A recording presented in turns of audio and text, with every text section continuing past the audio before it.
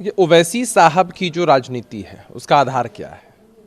तुष्टीकरण, धर्म के नाम पर, जाति के नाम पर लोगों को बरगलाना।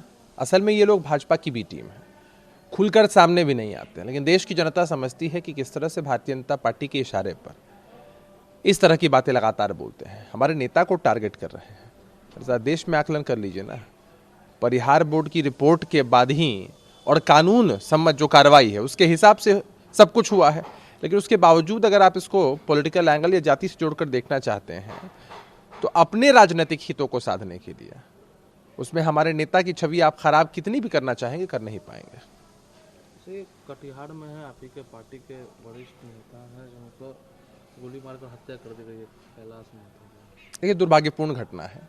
हत्या कहीं भी होती है, वो किसी दल से जुड़े हुए हों या आम व्यक्ति हों, दुखद है, दुर्भाग्यपूर्ण है। पीड़ित परिवारजनों के साथ हमारी संवेदनाएं हैं। लगातार प्रशासन की तरफ से कार्रवाई सुनिश्चित की जा रही है और एक बात के लिए हम आश्वस्त कर देना चाहते हैं कि आने वाले समय में दोषी व्यक्तियों की गिरफ्तारी होकर रहेगी।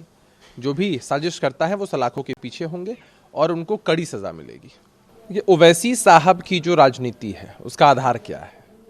तुष्टीकरण, धर्म के नाम पर, जाति के नाम पर लोगों को बरगलाना।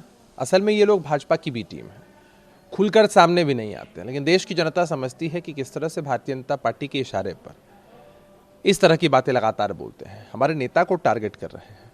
जरा देश में आकलन कर लीजिए ना, परिहार बोर्ड की रिपोर्ट के बाद ही और कानून सम्मत जो कार्रवाई है उसके हिसाब से सब कुछ हुआ है, लेकिन उसके बावजूद अगर आप इसको पॉलिटिकल एंगल या जाति से जोड़कर देखना चाहते हैं तो अपने राजनीतिक हितों को साधने के लिए उसमें हमारे नेता की छवि आप खराब कितनी भी करना चाहेंगे कर नहीं पाएंगे। कटिहार में है, आप ही के पार्टी के वरिष्ठ नेता हैं जिनको गोली मारकर हत्या कर दी गई है, कैलाश महतो। देखिए, दुर्भाग्यपूर्ण घटना है। हत्या कहीं भी होती है, वो किसी दल से जुड़े हुए हों या आम व्यक्ति हों, दुखद है, दुर्भाग्यपूर्ण है। पीड़ित परिवारजनों के साथ हमारी संवेदनाएं हैं। लगातार प्रशासन की तरफ से कार्रवाई सुनिश्चित की जा रही है और एक बात के लिए हम आश्वस्त कर देना चाहते हैं कि आने वाले समय में दोषी व्यक्तियों की गिरफ्तारी होकर रहेगी। जो भी साजिश करता है वो सलाखों के पीछे होंगे और उनको कड़ी सजा मिलेगी।